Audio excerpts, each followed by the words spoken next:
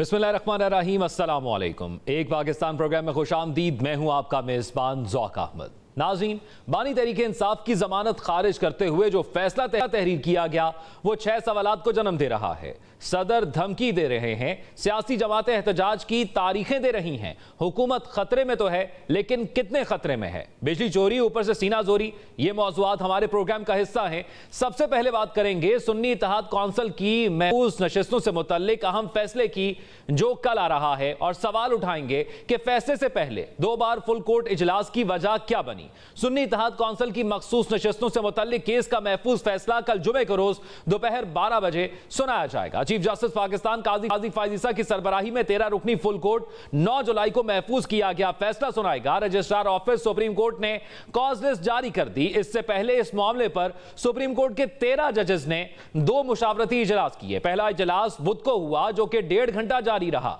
जबकि दूसरा इजलास आज दोपहर को हुआ। इस मुशावरती इजलास के बाद कॉज लिस्ट जारी की गई। इस केस का जायजा लिया जाए तो 6 मई को सुप्रीम कोर्ट ने 14 मार्च के पेशावर हाई कोर्ट के फैसले के साथ साथ 1 मार्च के इलेक्शन कमीशन ऑफ पाकिस्तान के सुन्नी इत्तेहाद कौंसिल को खवातीन और अकलियतों के लिए मखसूस नशिस्तों से महरूम करने के फैसले को मुअत्तल करते हुए मामला लार्जर बेंच को इरसाल कर दिया था। 3 मई को पाकिस्तान तहरीक इंसाफ को मखसूस नशिस्तें ना मिलने का मुकदमा सुप्रीम कोर्ट में समाअत के लिए मुकर्रर हो गया था। 4 मार्च को इलेक्शन कमीशन ऑफ पाकिस्तान ने सुन्नी इत्तेहाद कौंसिल को मखसूस नशिस्तें अलॉट करने की दरखास्तें मुस्तरद कर दी थी। इलेक्शन कमीशन ने तमाम खाली मखसूस नशिस्तें दीगर जमातों को अलॉट करने का फैसला करते हुए मुस्लिम लीग नून, पीपल्स पार्टी, MQM पाकिस्तान और जमीयत उलमा इस्लाम फजलुर रहमान को देने की दरखास्त मंजूर की थी। सुप्रीम कोर्ट फैसले से कबल हुक्मरान इत्तेहाद को ऐवान में 226 अरकान की हिमायत हासिल थी। तहम इजाफी मखसूस नशिस्तों की मुअत्तली से हुक्मरान इत्तेहाद 2/3 अक्सरियत से महरूम हुई, जिसके बाद हुक्मरान इत्तेहाद को आईनी तरमीम में मुश्किलात का सामना था। आइन में तरमीम के लिए 225 अरकान की हिमायत दरकार है। इस वक्त हुक्मरान इत्तेहाद के पास 208 वोट हैं। सवाल यह है कि हुकूमती इत्तेहाद कौन सी आईनी तरामीम कर सकता है? आईनी तरामीम से तहरीक इंसाफ को क्या नुकसान हो सकते हैं? अगर मखसूस नशिस्तें किसी को भी नहीं मिलती तो क्या ऐवान में मौजूद असल तादाद को ही 2/3 पर तकसीम किया जाएगा? हुक्मरान इत्तेहाद आइन के आर्टिकल 62 और 63 को भी इनकी असल शक्ल में बहाल करना चाहता है, जो जनरल ज़ियाउल हक दौर में मुतारिफ करदा तरामीम से पहले थी। हुक्मरान इत्तेहाद नैब के खात्मे के लिए भी मनसूबाबंदी कर रहा है, और ये दोनों तरामीम मुस्लिम लीग नून के मंशूर का हिस्सा भी थी। तहरीक इंसाफ को खदशा है कि हुकूमत चीफ जासूस ऑफ पाकिस्तान की मुद्दत में भी तौसी की ख्वाहां है, जबकि फॉर्म 45 को खत्म करके फॉर्म 47 को दुरुस्त तस्लीम करने के हवाले से भी तरमीम की जा सकती है। इसी तमाम तर मामलात पर बात करेंगे। इस प्रोग्राम में हमें ज्वाइन कर रहे हैं आबिद जुबैरी साहब और उनके साथ जहांगीर जदून साहब। इस सूरत हाल को अब जरा मुख्तलिफ एंगल से हमें देखना होगा। दोनों माहिर कानून हैं, क्योंकि जो कॉज लिस्ट आज जारी की गई थी उसके मुताबिक कल 3 रुकनी बेंच जो है वो फैसला सुनाने जा रहा था, जो कि मंगल को महफूज किया गया था, और सुबह 9:30 बजे ये फैसला सुनाने जा रहे थे। लेकिन अब नई कॉज लिस्ट जो आई है उसमें 12 बजे दिन ये फैसला सुनाएंगे, और सुप्रीम कोर्ट का फुल कोर्ट बेंच जिसने ये केसेस सुने, जिसने ये समाअत की इस तमाम तर मामले पर, वो तमाम उसके अंदर मौजूद होगा। मैं आबिद जुबैर साहब पहले आपकी तरफ आता हूं। ये बताइएगा, ये तब्दीली के लिए क्यों हुई कॉज लिस्ट के अंदर? पहले 3 रुकनी बेंच का कहा गया, फिर फुल कोर्ट कह दिया गया, क्या वजह समझते हैं? हाँ, बिस्मिल्लाहिर्रहमानिर्रहीम। देखिए, मुझे तो इसकी वजह, जो इनकी अंदरूनी वजह है वो तो मुझे नहीं मालूम, लेकिन अजीब सी बात थी। जबकि हो सकता है फैसला, बाज़ दफ़ा कुछ जज दूसरे केसेस सुनते हैं, फैसला लिख लेते हैं और उसको अनाउंस कोई और करता है। ये तो आम बात होती है हमारी अदालती निज़ाम के अंदर, अनाउंसमेंट कोई और कर सकता है। लेकिन जो इस केस की नौयत है, और ये फुल कोर्ट ने सुना था, और जनरली हमने देखा जो इस तरह के फुल कोर्ट के फैसले होते हैं और लार्जर बेंच के फैसले होते हैं, या तो वो शॉर्ट ऑर्डर उसी वक्त आफ्टर द हियरिंग आ जाता है, 1 दिन के बाद आ जाता है, और वो जनरली जब उसको अनाउंस किया जाता है, उसको पढ़ के सुनाया जाता है, तो उम्मन सारा पूरे कोर्ट बैठा होता है। क्योंकि देखिए, हमें नहीं मालूम कि क्या ये मुत्तफ़क़ा फ़ैसला होगा या कोई इसमें तकसीम होगी, कौन किस तरह कहेगा। तो हो सकता है कोई माइनॉरिटी हो, कोई मेजॉरिटी हो, तो हर कोई जो मेजॉरिटी होती है वो अपना पढ़ेगी, या चीफ साहब खुद पढ़ के सुनाएंगे कि जी दोनों फैसले के, ये मेजॉरिटी का ये फैसला है या माइनॉरिटी का ये फैसला है, या ये एक फुल कोर्ट का एक फैसला है। तो जो अब मेरे ख्याल से वो जो चीज़ थी, क्योंकि इसमें ये इशू आ रहा था, तो आई थिंक 12 बजे अब उन्होंने फुल कोर्ट इसलिए बुला लिया ताकि वो पूरे जिन लोगों ने जजेस ने सुना है और तो ताकि वो तमाम जजेस मौजूद हों जिन्होंने ये सुना है। जहांगीर जदून साहब, ये फरमाइएगा, मंगल को ये फैसला महफूज होता है, उसके बाद 2 बार फुल कोर्ट बुलाया जाता है मुशावरत के लिए, फिर उसके बाद एक मुकर्ररा वक्त तय किया जाता है और उस वक्त को भी तब्दील कर दिया जाता है। ये फैसले की नौयत है, इस फैसले का प्रेशर है, क्या वजह आप समझते हैं? नहीं, बहुत शुक्रिया। देखें, ये फैसले के जो भी अनाउंसमेंट होगी इसके बड़े दूरस्थ नतायज मरतब होंगे पाकिस्तान की जुडिशल हिस्ट्री में भी, पाकिस्तान की कॉन्स्टिट्यूशन हिस्ट्री में भी। देखिए ना, एक फर्स्ट इंप्रेशन का केस है, अगर ये सीटें जो है किसी वजह से गवर्नमेंट को दे दी जाती हैं तो उनकी तो पार्लियामेंट के अंदर माइनॉरिटी को मेजॉरिटी में कन्वर्ट कर दिया जाएगा। तो इसलिए ये जो फैसला है ये बहुत हाईली इम्पॉर्टेंट था, तो इसलिए मुशावरत भी ज़्यादा हुई, फुल कोर्ट भी बैठी, तो हर जज को मौका दिया गया कि वो अपनी इंडिपेंडेंट सोच के साथ जो है इस फैसले में शरीक हो। तो अब इसीलिए ये बार बार 2 दफ़ा फुल कोर्ट इजलास हुआ, तो ये अच्छा किया उन्होंने कि फुल कोर्ट जो है 12 बजे उन्होंने कहा है कि वो अनाउंस करेगा। तो अब आप कल तक थोड़ा इंतज़ार करें, हम भी और आप भी। तो अभी थोड़ा टाइम बाकी, तो कल इंशाल्लाह पता चल जाएगा जो भी फैसला आएगा। बिल्कुल, थोड़ा टाइम बाकी है और कल एक अहम जो है वो फैसला आने जा रहा है, जिसका आपने बिल्कुल दुरुस्त फरमाया कि बड़े दूरस्थ नताइज होंगे। आप दोनों हमारे साथ मौजूद रहिएगा। एक और अहम मामला है जिसके हवाले से अपने नाज़रीन को आगाह करेंगे और फिर आपकी माहिराना और कानून दान होने की हैसियत से आपकी राय जानेंगे कि 2 गवाह, वो भी सरकारी, उनकी गवाही को बुनियाद बनाकर बानी तहरीक इंसाफ की जमानत खारिज की गई। अदालत के तहरीरी फैसले पर माहिरीन कानून सवाल उठा रहे हैं। 9 मई के केसेस में 2 दिन पहले बानी तहरीक इंसाफ की अबूरी जमानत खारिज की गई थी। लाहौर की इंसदाद दहशतगर्दी अदालत ने आज इसका तहरीरी फैसला जारी कर दिया है। जज खालिद अरशद का तहरीर करदा फैसला 4 सफ़ात पर मुश्तमिल है। इस फैसले के पैराग्राफ नंबर 6 में इस्तगासा के 2 गवाहों का बयान दर्ज किया गया है।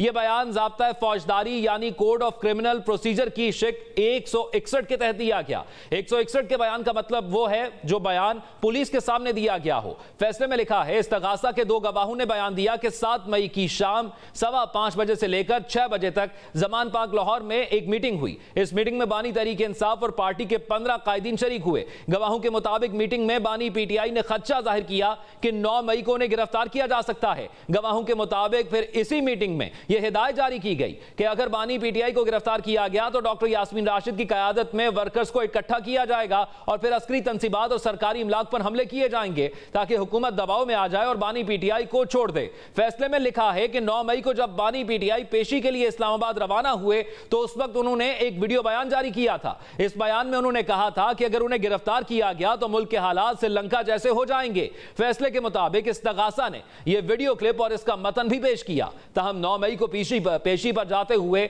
बानी पीटीआई ने जो कहा था वो अल्फाज इससे कुछ मुख्तलिफ थे जो फैसले में दर्ज किए गए हैं। उन्होंने कहा था, ब्लूमबर्ग कहता है पाकिस्तान के हालात श्रीलंका से भी ज्यादा बुरे हो चुके हैं। अदालत के मुताबिक इस्तगासा ने बानी तहरीक इंसाफ के वो क्लिप भी पेश किए जो तहरीक इंसाफ के सोशल मीडिया अकाउंट से शेयर किए गए और उनके जरिए तहरीक इंसाफ के हामियों को एहतजाज के लिए निकलने पर उकसाया गया। फैसले के मुताबिक इस्तगासा का केस है कि बानी तहरीक इंसाफ ने 9 मई की मंसूबाबंदी की। इसमें पार्टी की क़यादत शामिल थी। इसके लिए बाकायदा हिकमत अमली बनाई गई और इंटरनेट समेत दीगर जदीद आलात के जरिए मुजाहिरीन तक पहुंचाई गई। उकसाने के नतीजे में मुजाहिरीन ने हमले किए, जबरदस्ती जिना हाउस में दाखिल हुए और उसे आग लगाई। ये सब करते हुए रियासत से जंग की गई। फैसले के मुताबिक इश्तियाल फैलाने के लिए वीडियो बनाई गई। वो वीडियो जिन आलात पर रिकॉर्ड की गई वो आलात बरामद करने हैं। इस मौके पर तफ्तीश नहीं रोकी जा सकती क्योंकि वो शवाहिद इकट्ठे करने का अमल मुतासर करेगी। फैसले के मुताबिक बानी पीटीआई के वकील ने दलाइल दिए कि उन्हें सियासी इंतकाम का निशाना बनाया जा रहा है, लेकिन इन दलाइल में वजन नहीं। फैसले के मुताबिक कोई पुरअमन एहतजाज करते हुए जुर्म की साजिश करे तो वो दहशतगर्द बन जाता है और फिर उसे हकूक हासिल नहीं रहते कि वो कानून की पासदारी करने वाले आम शहरी को हासिल होते हैं। जज खालिद अरशद ने फैसले में लिखा, अबूरी जमानत मासूम फर्द का हक हुआ करती है, उसका नहीं जिसने तहरीक इंसाफ की क़यादत में रियासत के खिलाफ जंग की और हुकूमत का तख्ता उलटने की कोशिश की। अदालत ने लिखा, दरखास्त गुजार यानी बानी पीटीआई का ताल्लुक इस जुर्म से साबित करने के लिए मुनासिब वजूहात मौजूद हैं और उनकी अबूरी जमानत खारिज की जाती है। अब इस फैसले से 6 बुनियादी सवालात पैदा होते हैं। इन सवालात में सवाल नंबर 1 के बानी तहरीक इंसाफ के खिलाफ केस अभी चल रहा है, अभी उन्हें मुजरिम करार नहीं दिया गया, लेकिन जमानत मनसूखी के फैसले में उन्हें पहले ही मुजरिम क्यों करार दे दिया गया? ये क्यों लिख दिया गया कि उन्होंने साजिश की, रियासत के खिलाफ जंग की और हुकूमत गिराने की कोशिश की? सवाल नंबर 2 के अदालत ने यह बात कौन से शवाहिद पर अखज की कि बानी तहरीक इंसाफ हुकूमत का तख्ता उलटने की कोशिश कर रहे थे? सवाल नंबर 3 के फैसले की बुनियाद सिर्फ 2 गवाहों के बयानात हैं, बयान भी वो जो पुलिस के सामने दिए गए। पुलिस के सामने दिए गए बयान कितने काबिल एतबार हैं कि अदालत सिर्फ इन बयानात पर इन्हसार कर सकती है? यहां तो मनी लॉन्ड्रिंग केस में मजिस्ट्रेट के सामने दिए गए बयान के बाद भी इसाकदार ने कह दिया था कि बयान उनसे दबाव में लिया गया। सवाल नंबर 4 यह कि 2 सरकारी गवाहों के बयान के अलावा अदालत के पास क्या सबूत है कि बानी तहरीक इंसाफ ने ही अस्करी तंसीबात पर हमलों का मंसूबा बनाया था? सवाल नंबर 5 यह कि फैसले में इस्तगासा के 2 गवाहों की शनाख्त क्यों दर्ज नहीं की गई?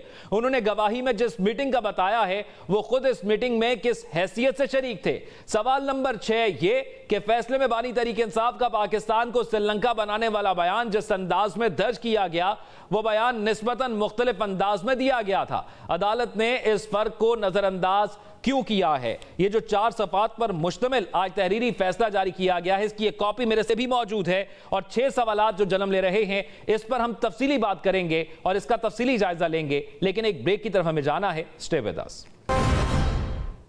ब्रेक के बाद खुशामदीद नाज़रीन। 2 दिन पहले जो अबूरी जमानत इमरान खान की मनसूख की गई, उस हवाले से गुफ्तगू करने के लिए हमारे साथ आबिद जुबैरी और जहांगीर जदून साहब मौजूद हैं। आबिद साहब, मैं आपसे जानना चाहूँगा, ये फरमाइएगा, इस फैसले के अंदर 2 सरकारी गवाहों का जिक्र किया गया है, ये कोई मालूम सरकारी गवाह हैं जो 15 लोगों का जिक्र किया गया था कि वो उस मीटिंग के अंदर मौजूद थे जिसके अंदर ये फैसला किया गया था कि अगर इमरान खान को गिरफ्तार किया जाता है तो उसके बाद क्या लाहे अमल होगा, या कोई नामालूम भी हो सकते हैं?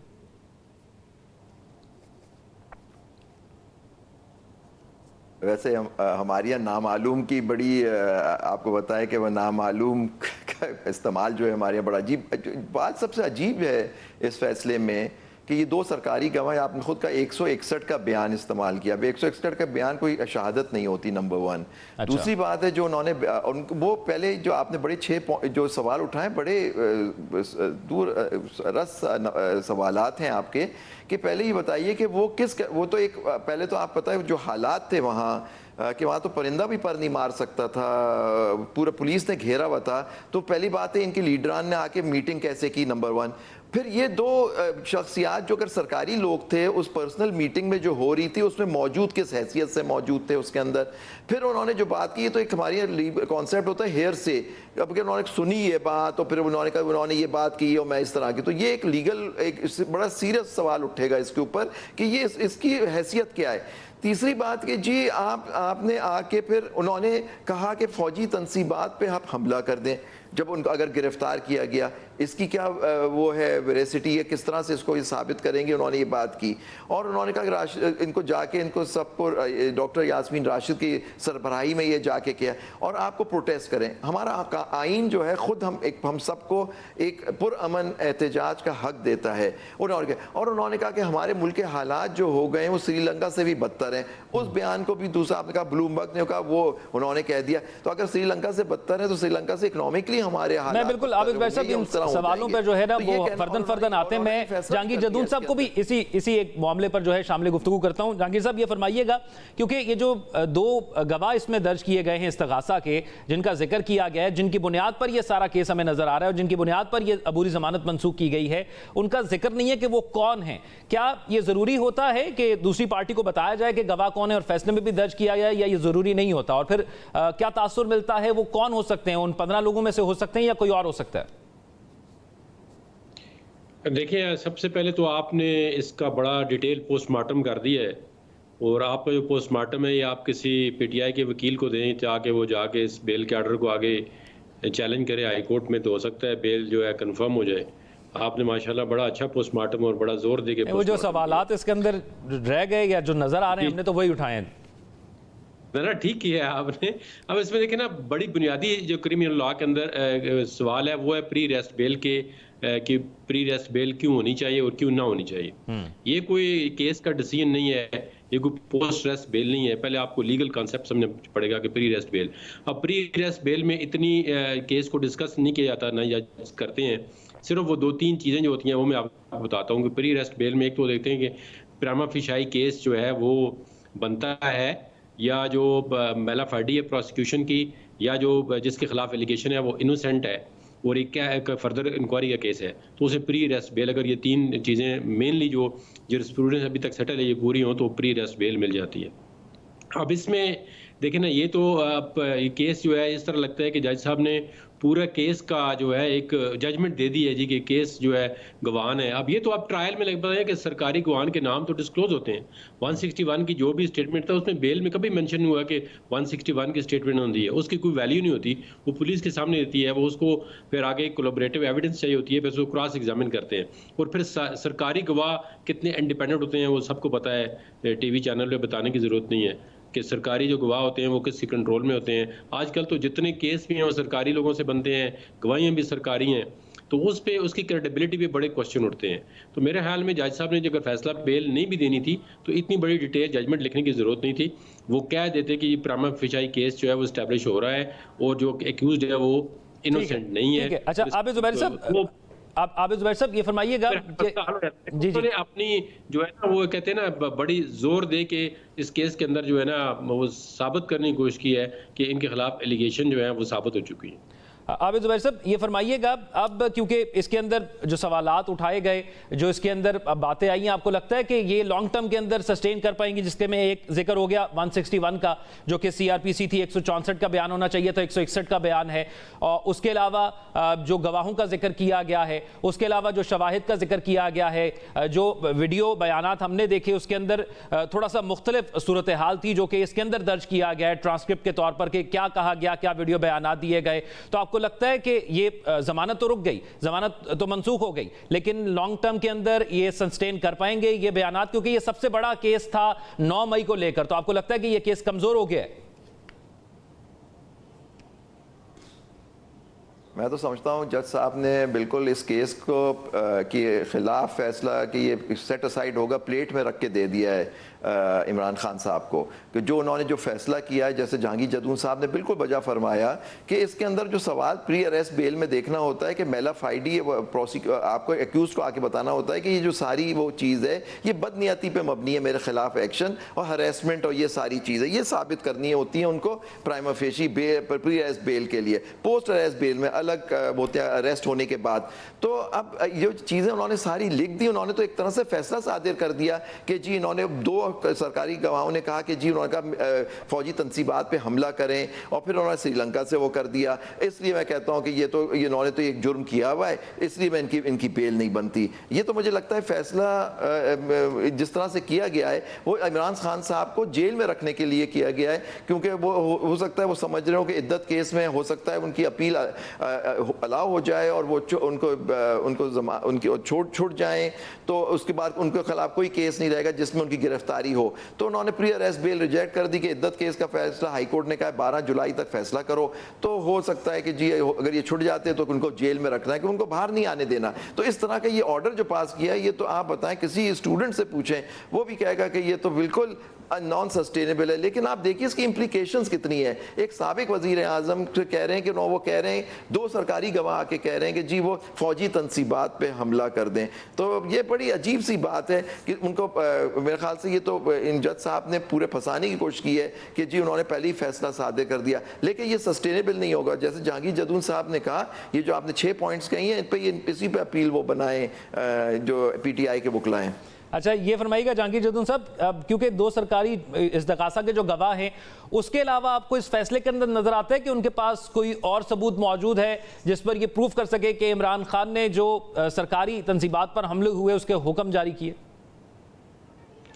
ये देखें ना, जो जजमेंट लिखी हुई है, अगर इस पे कोई क्रिमिनल लॉयर जो है वो क्रॉस एग्जामिनेशन करे तो उसके अंदर तो हज़ारों सवाल निकलते हैं और हज़ारों जवाबात जो आते हैं। वो प्रोसिक्यूशन का काम होता है कि डाउट जो क्रिमिनल केस होता है उसको प्रोसिक्यूशन ने साबित करना होता है बियॉन्ड रीजनेबल डाउट। अब 15 बंदे किन से मशवरा हुआ है, वो क्या उन बंदों की कोई एविडेंस रिकॉर्ड हुई है कि जी आपसे इमरान खान ने वहाँ पे मशवरा किया था?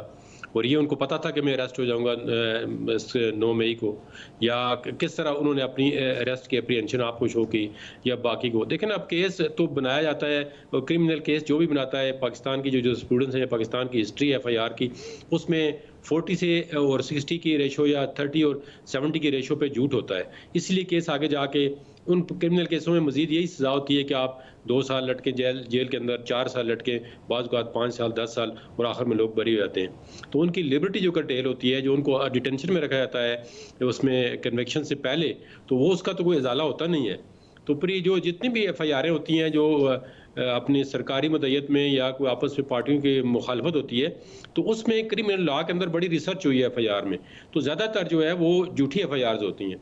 या एक बंदे ने अगर ऑफेंस किया है, जिस तरह इसमें आप देखें थोक के हिसाब से लिखती है जी 400 बंदा, 300 बंदा, 15 बंदे, कोई नाम ही नहीं लिखा हुआ।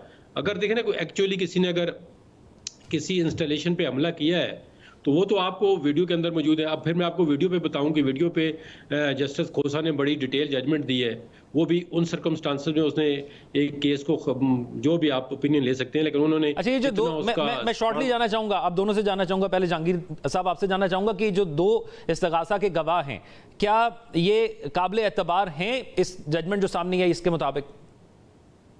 नहीं, ये जजमेंट नहीं है ना, ये प्री अरेस्ट बेल है। इसलिए हम कह रहे हैं जज साहब को इतनी अरकरेजी से ये काम नहीं करना चाहिए था कि पूरे केस को लपेटते हैं इसमें। जजमेंट सुप्रीम कोर्ट ने कहा हुआ है कि आप जब बेल ग्रांट करते हैं तो ये डिटेल जजमेंट इस तरह के जो है केस पे असरअंदाज हो या केस के मेरिट डिस्कस करने की जरूरत नहीं होती जजमेंट में। ठीक है, आबिद जुबैर साहब, आपको क्या लगता है जो 2 इस्तगासा के गवाह हैं वो कितने काबिल एतबार हैं? बिल्कुल,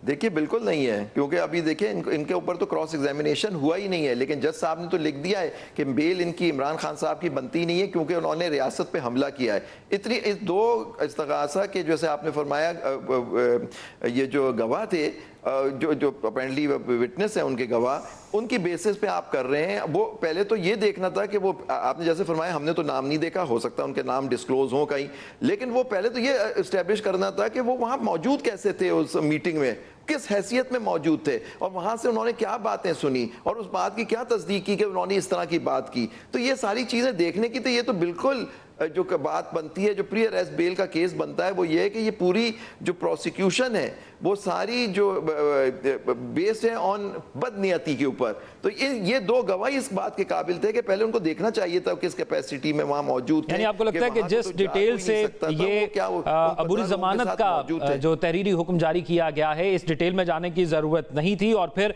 इस डिटेल से बहुत से सवालात जो है वो ऐसे छोड़ दिए गए हैं जिनके जवाब नहीं दिए गए? नहीं सर, ज़ौक़ साहब, जी नहीं, देखिए डिटेल में जाएं ना जाएं, वो जो खोसा साहब का फैसला था वो पोस्ट अरेस्ट बेल का था, लेकिन ये प्री अरेस्ट में, ठीक है, आप इतने नहीं जाते। मैं तो कहता हूं कि जो बेसिस पे उन्होंने ये बेल, जो इंटरिम बेल वापस ली है, वो बिल्कुल ही उसके ना सर है ना पैर है, और उसकी बेसिस पे ये 1 मिनट सस्टेन नहीं हो सकता ये ऑर्डर। ठीक है, ठीक है, वक्त खत्म हो रहा है आबिद जुबैर साहब और जहांगीर जदून साहब, बहुत शुक्रिया आपका, लेकिन आप दोनों की राय एक बात पर मुत्तफिक, दोनों के जिस डिटेल से ये शामिल किया गया उतनी डिटेल की जरूरत नहीं थी, इसी वजह से ये इतने सवाल जन्म हुए हैं।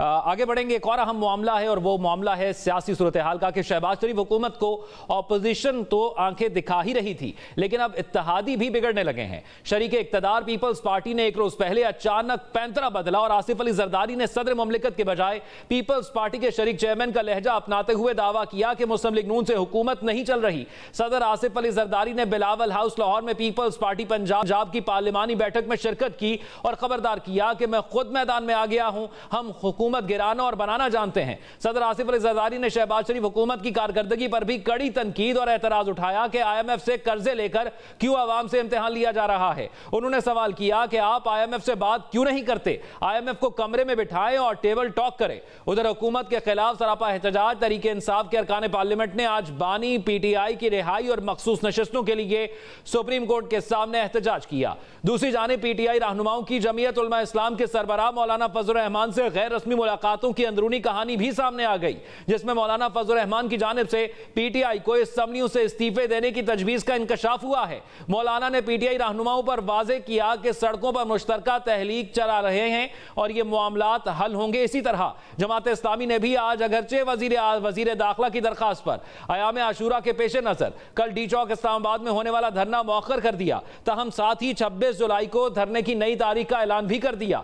टीएलपी की जानिब से भी 6 मुहर्रम को इस्लामाबाद की तरफ मार्च की कॉल दी गई है और कहा गया है कि लब्बैक या अक्सा मार्च का आगाज लियाकतबाद रावलपिंडी से होगा। नाज़रीन, सवाल यह है कि क्या सिर्फ 5 महीने की शहबाज शरीफ हुकूमत का घेराव शुरू हो चुका और क्या आसिफ जरदारी की वार्निंग हुकूमत के लिए खतरे की घंटी है? सवाल यह भी है कि क्या आसिफ अली जरदारी बतौर सदर पाकिस्तान हुकूमत बनाने गिराने की बातें कर सकते हैं? यह सवाल भी अहम है कि अगर आसिफ अली जरदारी को वाकई IMF के कर्ज पर एतराज है तो उन्होंने अपनी पार्टी को IMF के बजट की मंजूरी के लिए हुकूमत को कुमक क्यों दी? इक़्तिदार के मजहबी और सियासी बयानबाजी भी क्या ये महज जमारी जमा खर्च है?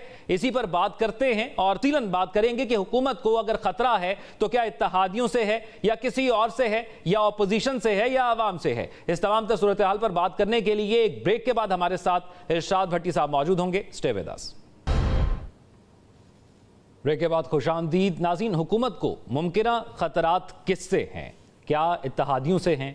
क्या अपोजिशन से हैं?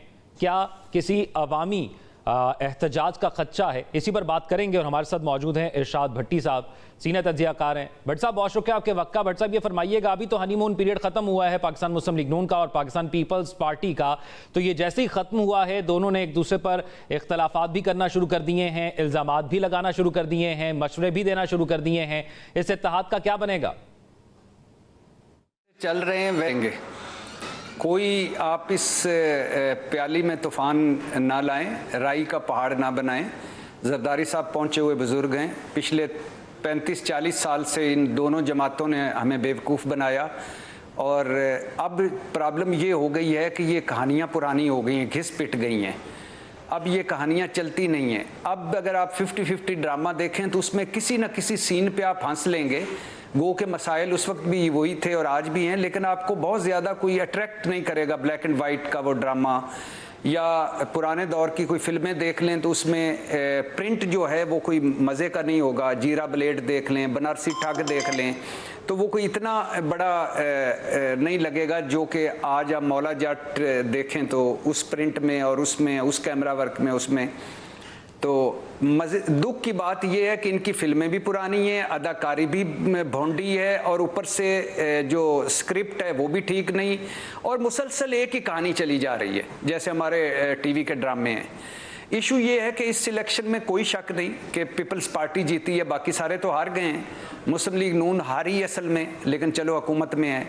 बाकी जमातें हार गई, पता ही कोई नहीं। तहरीक इंसाफ जीती मगर हार गई, तो जीती एक पीपल्स पार्टी है। लेकिन और पीपल्स पार्टी का एक बड़ा उन्होंने कमाल हाथ किया कि सारे मजे के ओदे ले लिए। सिर्फ सुन लीजिएगा, जी सुन लीजिएगा कि सारे मजे के 2 जुमले सिर्फ, फिर आपका मैं सवाल लेता हूँ। सारे मजे के वो ओदे ले लिए, रिस्पॉन्सिबिलिटी कोई नहीं।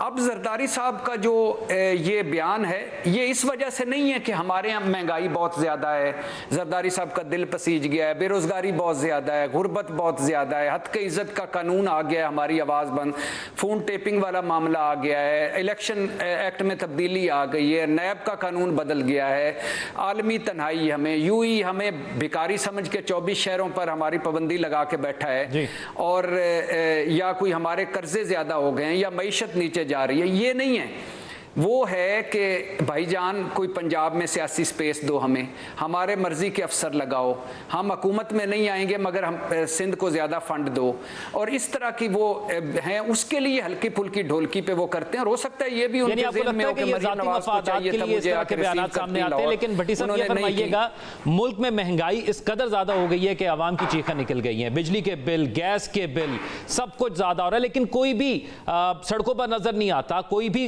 पॉलिटिकल पार्टी अवामी तहरीक चलाते हुए नजर नहीं आती, कोई मजबूत तहरीक हमें नजर नहीं आती। इसकी क्या वजह है? क्यों प्रेशर महसूस कर नहीं पाती अवाम का हुकूमत? तो क्यों कोई भी पॉलिटिकल पार्टी हुकूमत पर प्रेशराइज नहीं हो पा रही? एक मरतबा भाईजान में छोटा था, हमारे पिंड में एक चोर को पकड़ा गया। अब पुलिस ने उसे मारना शुरू किया तो पहले कोई 8-10 छितरों पर तो वो बड़ा चीखा, उसके बाद वो आराम से लेट गया, वो कोई उससे टस से मस नहीं हो रहा था। तो मैंने जब वो मार कुटाई ख़त्म हो गई तो हमारे जो थोड़े से बड़े थे उन्होंने बड़ी कहा कि अजीबो बड़ी मार खाई है। जब उससे पूछा किसी बड़े ने हिम्मत करके कि भाई तुझे दर्द नहीं, उसने कहा कि पहले 10-12 की दर्द हुई थी, उसके बाद सुन्न हो गया जिस्म पूरा और बस फिर तो ऐसे ही था कि फील ही कुछ नहीं हो रहा था। एक तो हम सुन्न हो गए हैं जितने हैं, दूसरा अब हालत ये हो गई है कि कोई पुरसाने हाल नहीं। क्या इसके लिए आप अभी भी समझते हैं कि कोई पॉलिटिकल मूवमेंट हो, कोई सड़कों पर आए या कोई तरीक चले तो तब भी मसाइल हल होने चाहिए? अब क्या इसके लिए ये जो हुकूमत है इसको नहीं करना चाहिए? आप मुझे बताएं कि 36 टैक्स तो हम इनडायरेक्ट देते हैं, अब उसके अलावा कोई 18 टैक्स डायरेक्ट लग गए हैं, 38 खरब के नए टैक्स, 13,000 अरब के FBR के टैक्स और बिजली का टैक्स और बाकी सारा। अब ऐवान सदर का बजट बढ़ गया, वज़ीर आज़म हाउस का बजट बढ़ गया, वज़ीर आज़म की तनख्वाह बढ़ गई, अरकान पार्लियामेंट की मौजें बढ़ गई, ब्यूरोक्रेसी की मौजें बढ़ गई। और अब इस मुल्क की बदनसीबी देखिए कि बड़े बड़े इश्तिहारात आपने देखे होंगे अखबारात में छप रहे हैं, 100 दिन की कारकर्दगी भी हमने देखे, लेकिन भट्टी साहब कब तक ऐसा होगा? भट्टी साहब कब तक ऐसा होगा? एक ना एक दिन तो इसको रुकना होगा। वो कौन सा पॉइंट होगा जहां पर आकर जरूर तब्दीली लीजिएगा? इस पे दो जुमले नहीं, मैं इस पे ज़रूर लीजिएगा। 50 अरब का फॉर एग्जाम्पल वो इश्तिहारात छप, पहली बात तो ये है कि ये इश्तिहारात पता नहीं क्यों छप रहे हैं। दूसरी बात ये है कि 100 रुपया बढ़ाकर 5 रुपये का रिलीफ देना, इस पे इश्तिहारात बनते हैं। तीसरी बात ये है कि इश्तिहार छापना चाहिए था शहबाज शरीफ को इसका कि मैंने सारे बड़ों की मुफ्त बिजली ख़त्म कर दी है, मैं भी दाद देता, वाह वजीर आजम कमाल है। या इश्तिहार छपना था इस पे कि मैंने IPP से जो मुजरमाना मुआहदे करने वाले हैं उनके नाम सुप्रीम कोर्ट में भिजवा दिए और मुआहदों पर नए सिरे से बहस होगी और होंगे, फिर भी था। मैंने बिजली चोरी रोक दी, फिर भी था। मैंने लाइन लॉसेस रोक दिए, फिर भी था। इश्तिहार इस पे छप रहे हैं कि हुकूमत का मैंने 50 अरब उधर से हटाया, इधर डाल दिया और 3 महीने के डाला, मौजें करो। अब जो आपका है कि इस पे ये कोई मूवमेंट, भाईजान मूवमेंट चले ना चले इससे कोई फर्क नहीं पड़ता और एक दिन चलेगी, ये ज़हन में रखिएगा। एक दिन मूवमेंट चलेगी, उसकी वजह ये है कि लोग महंगाई, बेरोजगारी, गुर्बत से खुदकुशियां कर रहे हैं। वो दिन कब आएगा? दुआ करें अल्लाह करे वो दिन ना आए, वो दिन दुआ करें अल्लाह करे वो दिन ना आए। उसका छोटा सा ट्रेलर हम आज़ाद कश्मीर में देख चुके हैं। साल के बाद हुकूमत ने 23 अरब दिया ना, अल्लाह ना करे ऐसा है। KP में जो हालात हैं वो हम देख रहे हैं, बलूचिस्तान में जो हालात हैं वो हम देख रहे हैं। अल्लाह ना करे इस नफरत और तकसीम के माहौल में, अल्लाह ना करे इस पोलराइजेशन के माहौल में, अल्लाह ना करे इस नफसा नफसी के माहौल में कोई ऐसी मूवमेंट चले। अभी भी वक्त है भट्टी साहब, हम जब हुकूमत से सवाल करते हैं, इतना ही कर लो। भट्टी साहब, जब हम हुकूमत से सवाल करते हैं, भट्टी साहब, जब हम हुकूमत से सवाल करते हैं कि महंगाई बहुत ज्यादा हो गई है, तो वो कहते हैं हमने अपनी सियासत कुर्बान कर दी इस मुल्क की मईशत ठीक करने के लिए। वो कहते हैं कि इमरान खान ऐसे मुआहदे करके गया, IMF से जो मुआहदा खत्म करके गया, उसका खुमियाजा हम भुगत रहे हैं। वो इस तरह की तौजी पेश करते हैं। हम कब तक ये तौजी सुन सकेंगे और क्या ये काबिल कबूल भी है? बिल्कुल भी नहीं, ये झूठ है और मुनाफकत है। उसकी वजह यह है कि मैं 40 साल से ये हैं, 3.5 साल से इमरान खान है। इमरान खान के दौर के अदादोशुमार उठाकर आप अपने सामने रख लें और मुझसे बहस कर लें। इमरान खान ने बहुत डिजास्टर किया होगा, लेकिन जब ये अरस्तू आए थे, अफलातून आए थे, ये उस्ताद आए थे, तो रोक लेते वहीं डॉलर को, वहीं पेट्रोल को, वहीं महंगाई को। और IMF से मुआहदा जो इमरान खान ने नहीं किया, उसके बाद जो इसहाक डार साहब आए थे कि I can handle IMF, don't dictate me, और फिर IMF के कदमों में बैठ गए, खरबों के टैक्स लगाकर, खरबों का नुकसान करवाकर, वो देख लें। और 23 मरतबा जब IMF के पास गए, इमरान खान 23 मरतबा नहीं IMF के पास गया। और फिर जो IPPs के साथ मुआहदे हैं वो इमरान खान ने नहीं किए थे, उसने तो एक रिपोर्ट पब्लिक करवाई थी, उस पर भी नहीं हुआ। फिर जो इसके बाद आलमी तन्हाई है, उसमें मजीद इजाफा देख लें। तो ये सारा ब्लेम गेम है जो उधर छोड़ते हैं, अदरवाइज सारी दुनिया को पता है किसका कितना कसूर है। तो अभी क्योंकि हम आसिफ अल जरदारी साहब का जहां पर हमने जिक्र किया, तो क्या बिलावल और आसिफ अल जरदारी एक पेज पर हैं?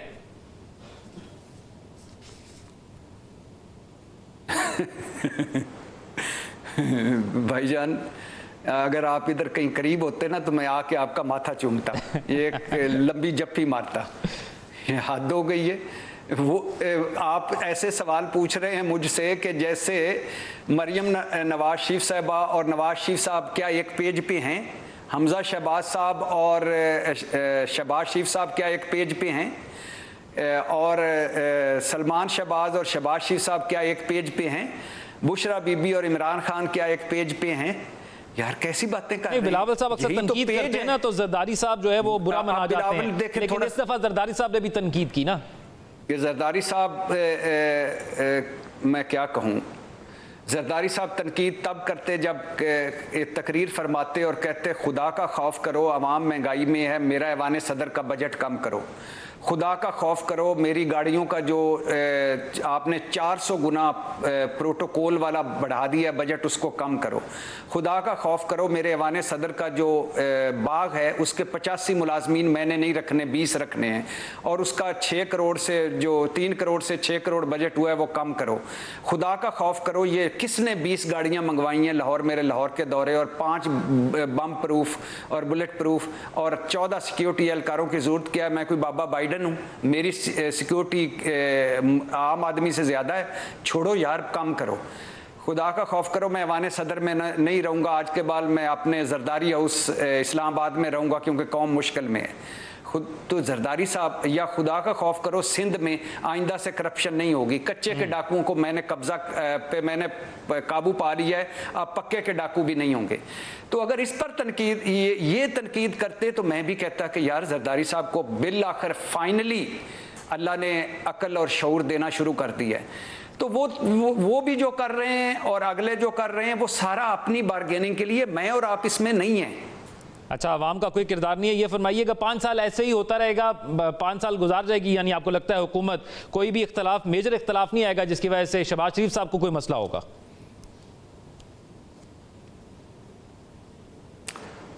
फिर एक मरतबा मेरा बड़ा दिल किया कि आपको जब भी डालूं, अब मैं लाहौर आऊंगा तो जरूर डालूंगा। सर जरूर मुलाकात करेंगे, लेकिन जरदारी साहब ने मशवरे दिए ना, जरदारी साहब ने कहा कि मैं खुद मैदान में आ गया, IMF से कर्जे लेकर आवाम से इम्तिहान लिया जा रहा है, IMF को कमरे में बैठाएं और टेबल टॉक करें, तो मशवरे तो उन्होंने दिए हैं ना शहबाज शरीफ साहब को, तो लग तो रहा है ना कि थोड़े से नाराज हैं। अब ये आप बताएंगे कि नाराज क्यों हैं? उनको पंजाब में सियासी हैसियत भी दी गई है, सीटें भी उनको बढ़ाई गई हैं, उनकी मर्जी के अफसरान भी तैनात किए जा रहे हैं, फिर क्यों नाराजगी है? भाईजान मुझे ये बताएं कि क्या सिंध में दूध और शहद की नहरें हैं जहाँ 15, 16, 17 साल से उनकी हुकूमत है? क्या, चलो सिंध छोड़ दीजिए, क्या कराची में दूध और शहद की नहरें बह रही हैं? चलो उनको भी छोड़ दीजिए। नवाब शाह इनका अपना हल्का है, उधर जरदारी साहब का बताएं क्या वहाँ दूध और शहद की नहरें हैं? चलो ठीक है, हमारे साथ मौजूद थे इरशाद भट्टी साहब। इरशाद भट्टी साहब, यानी आप समझते हैं कि ये ज़ाती मफाद का मामला है, अवामी मफाद का मामला नहीं है। एक ब्रेक पर जाना है, ब्रेक से वापस आएंगे तो बात करेंगे खैबर पख्तूनख्वा में जो लोड शेडिंग का मामला है और जो एहतजाज का मामला है उस पर। Stay with us. ब्रेक के बाद खुशामदीद नाज़रीन। खैबर पख्तूनख्वा के जिला लकी मरवत में लोड शेडिंग के खिलाफ सराय नौरंग ग्रेड स्टेशन पर मुश्तिल मुजाहिरीन ने धावा बोल दिया। एहतजाजी मुजाहिरीन ने पेस्को दफ्तर पर धावा बोल दिया। मुश्तिल एहतजाजी मुजाहिरीन ने दफ्तर और ग्रेड स्टेशन में तोड़फोड़ की जिससे करोड़ों का नुकसान हुआ।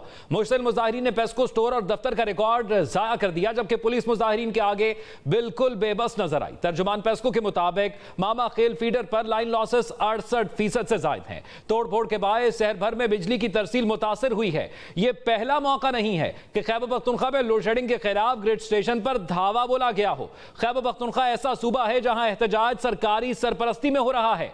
वजीर आला की आशीर्वाद पर होने वाले एहतजाज में सरकारी इमलाक को जलाया जा रहा है। ग्रिड स्टेशन पर तोड़फोड़ की जा रही है। वजीर आला खैबर पख्तूनख्वा अली अमीन गंडापुर खुद ग्रिड स्टेशन के अंदर पहुंच जाते हैं, वहां से वफाक को सख्त से सख्त पैगाम देते हैं। बात सिर्फ अली अमीन गंडापुर तक ही महदूद नहीं, बल्कि सूबाई वज़रा और अरकान असम्बली बिजली बहाल करवाने के लिए सड़कों पर एहतजाज करते हैं। यही नहीं बल्कि वो भी वजीर आला के नक्शे कदम पर चलते हुए ग्रिड स्टेशंस का कंट्रोल भी संभाल लेते हैं। वजीर आला खैबर पख्तूनख्वा तो बराह रास्त वफाक को धमकियां भी देते रहे हैं। वजीर आला खैबर पख्तूनख्वा की शख्सियत भी अजीब है। कभी ग्रिड स्टेशन पर हमले करते हैं तो कभी वफाक को तरबेला का स्विच बंद करने की धमकी देते हैं, अवाम को तिफले तसल्लियां देते हैं, तो कभी मेंबरान असम्बली को एहतजाज के लिए धमकी देते हैं। लेकिन जब वफाकी क़यादत से मुलाकात करते हैं तो सारा गुस्सा झाग की तरह बैठ जाता है। फिर मुश्तरका मफादात कौंसिल में तस्वीर बनती हैं, वजीर दाखिला और वजीर तवानाई के साथ मुसाफिर हैं, गले भी मिलते हैं। कि जिस तरीके से बैठ के हमने मामला को तय किया, खान साहब ने हमेशा कहा है कि आपका हमारी किसी इदारे से कोई जंग नहीं है, मुल्क के इदारे हमारी मजबूती के लिए हैं और जितने भी मजबूत होंगे पाकिस्तान का फायदा है, नहीं हमारे सिस्टम से जंग। हमारी शख्सियत से किसी इकदाम से इख्तलाफ हो सकता है, लेकिन इन दो चीजों को हम आपस में अगर मिक्स एंड मैच इस तरह करेंगे तो मेरे ख्याल में ठीक नहीं होगा। नाज़रीन, अब सवाल यह है कि अली अमीन गंडापुर सूबे में लोड शेडिंग को सियासी मामला करार दे रहे हैं। क्या खैबर पख्तूनख्वा में लोड शेडिंग सियासी मामला है? सूबे में लोड शेडिंग की वजूहात क्या हैं? खैबर पख्तूनख्वा में लोड शेडिंग का दौरानिया क्या है? खैबर पख्तूनख्वा के किन इलाकों में लोड शेडिंग ज्यादा हो रही है? क्या वफाकी हुकूमत को लोड शेडिंग करने के इख्तियारात हैं? सूबाई हुकूमत के वफाक पर इल्जामात की हकीकत क्या है? क्या वफाक की जानिब से पैसे मिलने के बाद सूबा बिजली के बकायाजात अदा करने के काबिल हो जाएगा? इन सवालात का जवाब जानने के लिए सबसे पहले आपके सामने नेपरा की ताजा तरीन रिपोर्ट रखते हैं, जिसके मुताबिक बिजली की तकसीम में सबसे ज्यादा लाइन लॉसेस और बकायाजात खैबर पख्तूनख्वा के हैं। यानी इस सूबे में बिजली चोरी भी ज्यादा होती है और यहां बिजली के बिल अदा न करने वाले अफराद की तादाद सबसे ज्यादा है। पावर डिवीजन के रिकॉर्ड के मुताबिक माली साल 2022-23 के दौरान सूबा खैबर पख्तूनख्वा में 137 अरब की बिजली चोरी हुई। पेस्को यानी पेशावर इलेक्ट्रिक सप्लाई कंपनी को सालाना 77 अरब के नुकसानात का सामना करना पड़ता है, जो दीगर सूबों के मुकाबले में सबसे ज्यादा हैं। पेस्को अपने हदफ से 7% कम रिकवरियां करती है, जिससे खजाने को 24 अरब रुपए का नुकसान उठाना पड़ रहा है। चलें अब कुछ जायजा पेशावर इलेक्ट्रिक सप्लाई कंपनी के आदाद शुमार का ही ले लेते हैं। पेस्को के मुताबिक सूबे में लोड शेडिंग की बुनियादी वजूहात बिजली चोरी और वाजिबात की अदम अदायगी के बायस लॉसेस हैं, जिसकी वजह से शहरी इलाकों में लोड शेडिंग का दौरानिया 4 से 6 घंटे है, जबकि मज़ाफाती इलाकों में 16 घंटे की लोड शेडिंग हो रही है। सूबे में पेस्को के 1315 फीडर्स हैं, 156 फीडर्स के लाइन लॉसेस कम हैं, इसलिए लोड शेडिंग का दौरानिया महज 2 घंटे है। 135 फीडर्स के बकायाजात 20 से 30% हैं, वहां लोड शेडिंग का दौरानिया 6 घंटे है। 96 फीडर्स पर लोड शेडिंग 7 घंटे होती है और इन फीडर्स के लाइन लॉसेस 30 से 40% हैं। पेस्को के आदाद शुमार के मुताबिक 143 फीडर्स 12 घंटे लोड शेडिंग की जा रही है, क्योंकि इन फीडर्स पर 40 से 60% तक लॉसेस हैं। इसी तरह 157 फीडर्स पर 60 से 80% लॉसेस की वजह से 16 घंटे लोड शेडिंग की जा रही है। 159 फीडर्स पर 80% लॉसेस की वजह से 20 घंटे लोड शेडिंग की जा रही है। इन होशरुबा आदाद शुमार के बावजूद 548 फीडर्स ऐसे भी हैं जहां लोड शेडिंग नहीं की जाती और इन फीडर्स से 10 लाख से ज्यादा अफराद मुस्तफीद हो रहे हैं। अब आपसे इल्तिजा है कि ये सुबह खेलना बंद करें और आवाम का और इस मुल्क का ख्याल रखें। अपना ख्याल रखिएगा, दुआ में याद रखिएगा। अल्लाह हाफिज।